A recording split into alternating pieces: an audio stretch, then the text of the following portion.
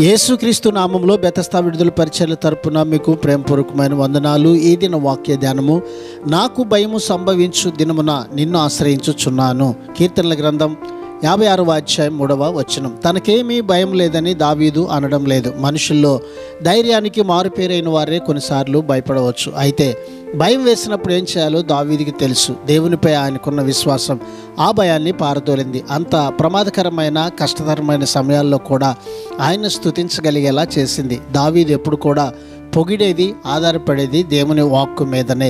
అతని నమ్మకానికి స్థిరమైన పునాదిగా ఉన్న విశ్వసనీయమైన పవిత్రమైన దేవుని వాక్కునే ఆధారం చేసుకుంటాడు.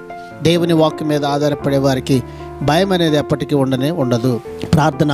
మహాపరిశుద్ధుడా, మహోన్నతుడా, జీవము కలిగిన మా మంచి యేసయ్య, నీ మహాకృపను బట్టి ప్రేమించి మరొక నూతన దినాన్ని మాకు ఇచ్చినందుకు నీకు వందనాలు, స్తోత్రాలు చెల్లిస్తూ మేము ప్రభువా భయము లేకుండా నీ వాక్కు మీద ఆధారపడుతూ నిత్యము ప్రభువా నిన్ను వెంబడిస్తూ జీవించే కృపని ఈ దినమున మా అందరికీ దయచేయమని యేసు పరిశుద్ధ నామములో ప్రార్థించి అడిగి వేడుకుంటున్నాము తండ్రి. ఆమేన్.